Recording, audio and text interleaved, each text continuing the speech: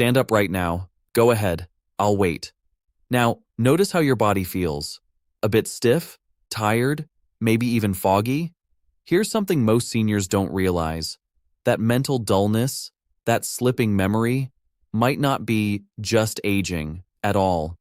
According to the National Institute on Aging, nearly 50% of adults over 65 report chronic sleep issues.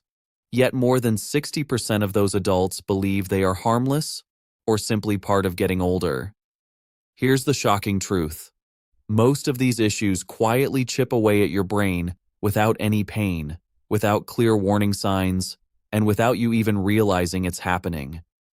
What if I told you the single biggest factor quietly harming your brain isn't sugar, not stress, not even genetics, but something as simple and everyday as your sleep habits? I'm Doctor, and after more than 20 years studying sleep and senior brain health, I've seen this exact pattern repeated countless times in my practice. Seniors come to me convinced that memory slips, irritability, or growing confusion are just inevitable parts of life. But very often, the real culprit is something far more manageable: how you're actually sleeping at night. What most people have been told about sleep is fundamentally incomplete. It's not merely about how many hours you spend in bed. Sleep is the critical time when your brain clears out harmful waste, locks in new memories, repairs nerve connections, and resets your emotional balance. When sleep gets disrupted, the brain is usually the first place to show the damage. In the next 25 minutes, I'm going to walk you through the 5 most common sleep habits that are silently harming senior brains, along with the simple, practical adjustments you can make to protect your memory, sharpen your focus, and support your emotional health. These steps are backed by solid research from institutions like Harvard, Stanford, and the National Institute on Aging. Before we go any further, drop a comment below with just your age. I really want to see who's watching this and who might be experiencing these changes firsthand. Let me explain what's actually going on inside your brain, something nobody ever really tells you. When you reach your 60s and 70s, your circadian rhythm, the internal clock that regulates memory, focus, and emotional regulation, starts to lose some of its natural flexibility. Picture it like a train schedule. If the trains start arriving at random, unpredictable times, chaos quickly follows. Your brain is the busy train station. When your bedtime shifts from night to night, those crucial deep sleep trains simply don't run on schedule. Clinically speaking, the suprachiasmatic nucleus, your brain's master clock, relies heavily on consistent timing cues to function properly. When bedtime varies too much, deep NREM sleep, which is absolutely essential for memory consolidation, gets noticeably shortened. Researchers at the University of Colorado followed 300 adults over a full 8 years and discovered that inconsistent sleep schedules were associated with a 30% faster decline in episodic memory, even when total sleep hours remained the same. I know some of you might be skeptical right now.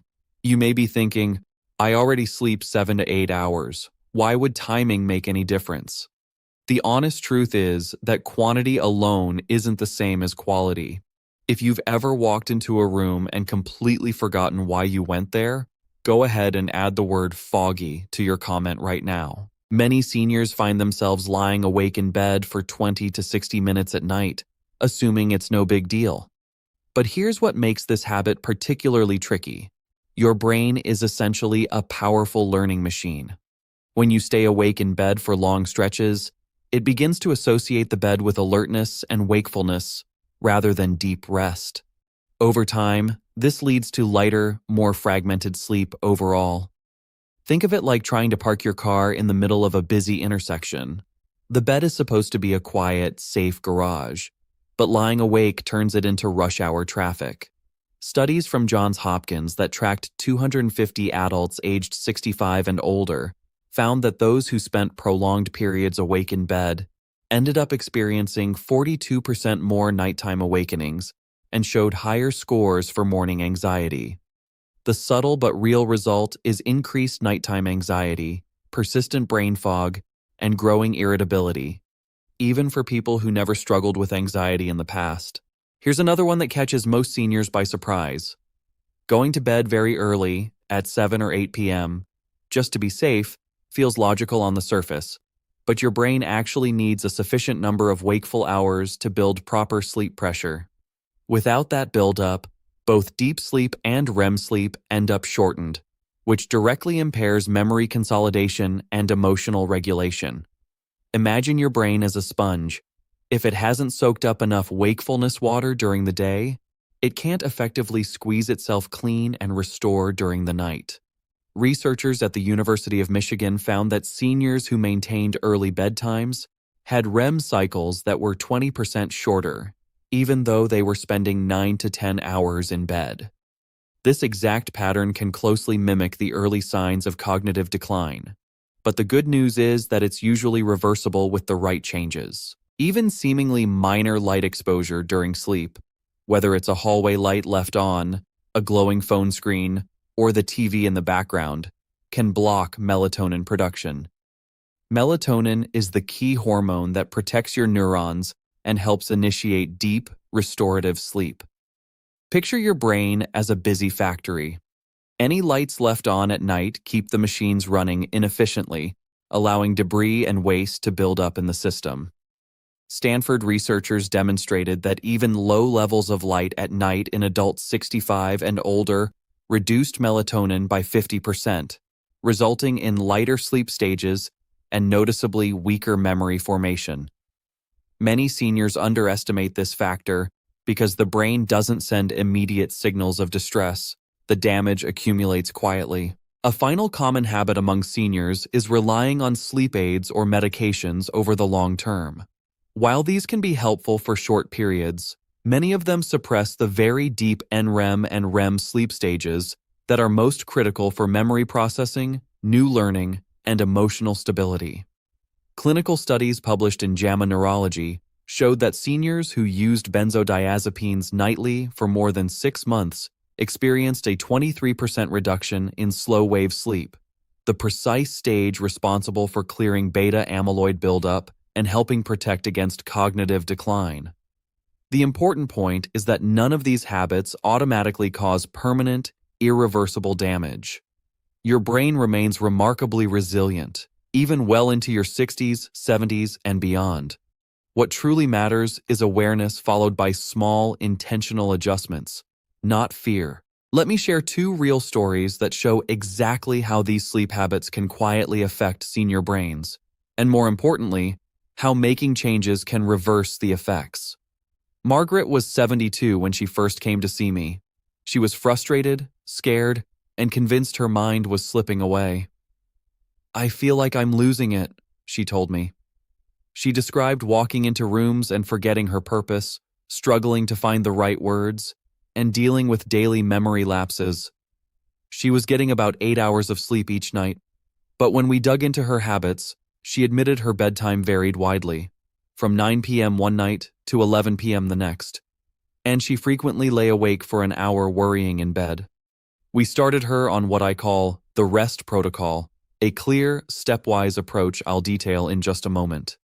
Within 6 weeks, Margaret reported that her morning mental clarity had jumped from feeling only 40% alert to a solid 80% alert. Nighttime awakenings dropped from 4 or 5 times per night to just 1 or 2. Her anxiety eased noticeably, and her confidence began to return. Her memory wasn't flawless, but her brain finally felt rested and capable again. "I really thought I was losing my mind," she said afterward. "It turns out my brain was just exhausted." Then there was Harold, 68 years old. He had begun going to bed at 7 p.m., figuring more rest would be better for him, but he kept waking up around 3 a.m., unable to fall back asleep. Memory testing revealed mild declines in short-term recall. He had also been taking a low-dose sleep medication for several years. After we retrained his consistent wake-up time, limited nighttime light exposure, and gradually shifted his bedtime later, Harold's deep sleep increased by 35%, tracked through a wearable device. Within 8 weeks, his word recall score improved from 15 out of 20 to 19 out of 20. The morning brain fog completely lifted, and his daytime mood became much more stable. The rest protocol helped restore his natural brain repair rhythms. These aren't rare, one-off successes. Hundreds of seniors I've worked with have shown similar, measurable improvements once their sleep habits were corrected. The protocol I'm about to share has consistently led to noticeable cognitive gains in as little as 4 to 6 weeks. Now let's get to the exact protocol I use with my patients every day. I call it the REST protocol: rhythm, education, stimulus control, and timing. First, focus on rhythm by anchoring your wake-up time. Wake up at the exact same time every single morning, even after a rough night's sleep. This one habit stabilizes your circadian clock and builds stronger natural sleep pressure over time. It clearly signals to your brain when nighttime should begin. Harvard researchers have shown that consistent wake times can improve deep sleep by as much as 30% within just 2 weeks. Avoid naps longer than 20 minutes and keep them before 3 p.m. Your brain requires sufficient daytime wakefulness to generate truly restorative nighttime sleep. Actively build sleep pressure with morning light exposure and gentle movement. Get 15-20 minutes of natural morning sunlight paired with light walking or stretching. This combination boosts sleep efficiency and helps deep sleep arrive faster. Next comes stimulus control. If you find yourself awake in bed for more than 20-30 minutes at night, get up gently, keep the lights very dim, and do something boring and non-stimulating, like reading a dull book or listening to calm, quiet audio. This retrains your brain to strongly associate the bed with rest and sleep rather than wakefulness and worry.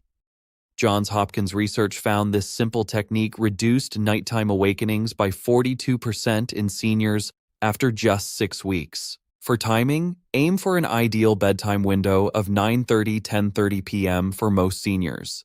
If your current bedtime is much earlier, gradually shift it later by about 15 minutes every few nights. This adjustment allows for longer periods of deep and REM sleep, which directly enhances memory consolidation.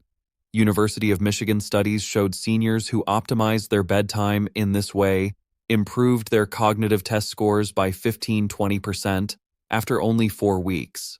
Finally, limit all forms of nighttime light and carefully evaluate any sleep medications with your physician. Switch to dim, warm lighting after sunset and avoid screens like phones or TVs close to bedtime. Preserving your natural melatonin levels supports deeper sleep and better memory repair processes. Even modest changes in these areas can create meaningful, lasting differences. Here's what you can realistically expect when you put the REST protocol into practice. During week 1, your sleep often becomes slightly deeper. Nighttime awakenings decrease, and you start noticing a bit more morning clarity returning. By week 2, falling asleep happens more quickly. Mild reductions in anxiety appear, and overall alertness improves noticeably. In weeks 3 to 4, you begin seeing clear gains in memory recall, emotional stability, and daily focus. By week 4 and beyond, deep and REM sleep stages become more consistent. You rely less on naps, and your overall mental clarity feels solidly restored. This process isn't just gradual change, it's like a gentle but powerful reboot for your brain. The improvements start subtly, but become dramatically impactful once your rhythms stabilize. Let me be very clear about something important. The REST protocol is not a cure for dementia, Alzheimer's, or any other neurological disease. Never discontinue any prescribed medications without first talking to your doctor. If you have conditions like sleep apnea, serious heart issues, or clinical depression, consult your physician before making significant adjustments. Start slowly and gently. Begin by locking in your wake-up time, then gradually work on bedtime, and later incorporate stimulus control and light management. Your body and brain adapt best to gradual shifts. These changes are safe, low risk, and supported by evidence showing real brain benefits. Here's my personal challenge to you today. Choose just one single element from the REST protocol. Whether it's committing to a fixed wake-up time, adjusting your bedtime, managing light exposure, or practicing stimulus control, and stick with it consistently for the next 30 days. Track how your mental clarity, mood, and memory feel each day. Then come back to this video, or post, and leave a comment sharing exactly what you experienced. Your stories encourage others and help create real accountability. Your brain has carried you faithfully through decades of life's ups and downs. It truly deserves better than being dismissed as just getting older. You really can support sharper memory, better focus, and steadier emotional balance simply by improving your sleep habits. Next week, I'll be back with the surprising daily habit that reverses brain fog in seniors. I promise at least one tip in that video will challenge everything you currently believe about maintaining cognitive health. If you've made it all the way to the end of this script, type "brain restored" in the comments below. Stand up one more time. Notice how your body feels. Maybe still a little stiff, tired, or foggy. That mental dullness you're noticing might not be just aging, after all. Nearly half of adults over 65 deal with chronic sleep problems, yet more than 60% assume those problems are harmless or inevitable with age. The truth most people overlook is this: poor sleep habits, not sugar, not chronic stress, not genetics, are quietly affecting your brain every single day without pain or obvious warnings. After more than 20 years focused on senior brain health, I've witnessed this same pattern over and over. Memory lapses, irritability, and confusion frequently trace back to disrupted sleep rather than unavoidable aging. Sleep goes far beyond just time spent in bed. It's the vital window when your brain clears toxic waste, consolidates memories, repairs neural connections, and resets emotional equilibrium. When sleep quality breaks down, your brain feels the impact first. I'm doctor, and after more than 20 years studying sleep and senior brain health, I've seen this pattern repeated countless times. Seniors often come in convinced that memory slips, irritability, or confusion are inevitable, but frequently the real culprit is how they sleep at night. What most people have been told about sleep is incomplete. It's not just about hours in bed. Sleep is when your brain clears waste, consolidates memories, repairs nerve connections, and resets emotional balance. When sleep is disrupted, the brain shows damage first. In the next 25 minutes, I'll cover the 5 most common sleep habits silently harming senior brains and the simple, research-backed adjustments to protect memory, focus, and emotional health, drawing from studies at Harvard, Stanford, and the National Institute on Aging. Before we continue, drop your age in the comments. I want to see who's watching and experiencing these changes firsthand. When you reach your 60s and 70s, your circadian rhythm, the internal clock controlling memory, focus, and mood, loses flexibility. Think of it like a train schedule. If trains arrive randomly, chaos follows. Your brain is the station, and inconsistent bedtimes mean deep sleep trains don't run on time. The suprachiasmatic nucleus, your brain's master clock, depends on consistent cues. When bedtime varies, deep NREM sleep, vital for memory consolidation, shortens. A University of Colorado study tracking 300 adults over 8 years linked inconsistent sleep schedules to a 30% faster decline in episodic memory, even with the same total sleep hours. So even if you get 7 to 8 hours, irregular timing reduces restorative deep sleep. If you've ever walked into a room and forgotten why, type "foggy" in the comments. Many seniors lie awake in bed for 20-60 minutes thinking it's harmless, but your brain associates the bed with alertness instead of rest, leading to lighter, fragmented sleep. It's like parking in a busy intersection when the bed should be a quiet garage. Johns Hopkins research on 250 adults aged 65 plus found those who stayed awake in bed long had 42% more nighttime awakenings and higher morning anxiety. This creates subtle brain fog, irritability, and even new anxiety. Going to bed too early, at 7 or 8 p.m., seems logical for more rest, but your brain needs enough wakeful hours to build sleep pressure.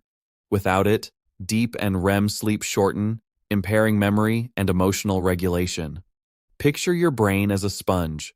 Without enough wakefulness water, it can't wring itself out properly. University of Michigan studies showed seniors with early bedtimes had 20% shorter REM cycles despite 9-10 hours in bed. This can mimic early cognitive decline, but is often reversible. Even dim nighttime light, from hallways, phones, or TVs, blocks melatonin, the hormone that protects neurons and triggers deep sleep. Your brain is like a factory.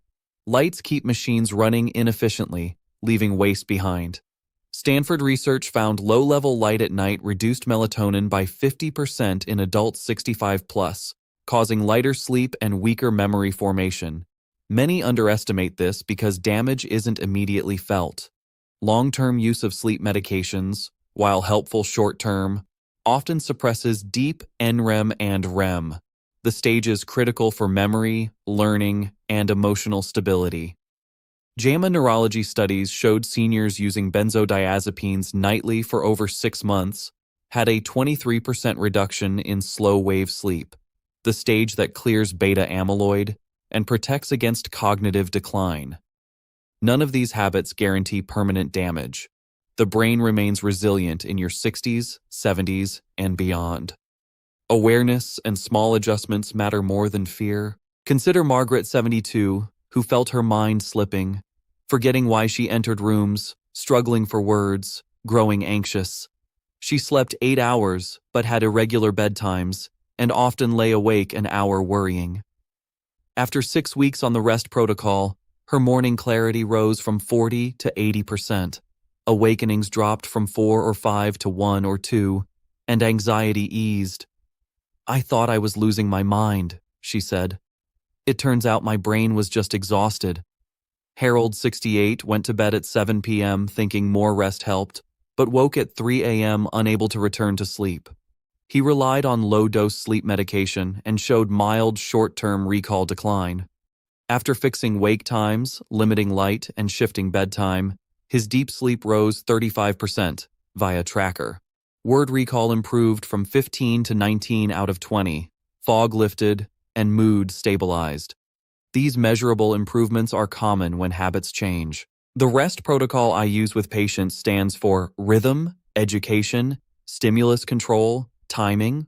Anchor your wake-up time, same every morning, even after poor sleep, to stabilize your circadian clock. Harvard research shows this boosts deep sleep by 30% in 2 weeks.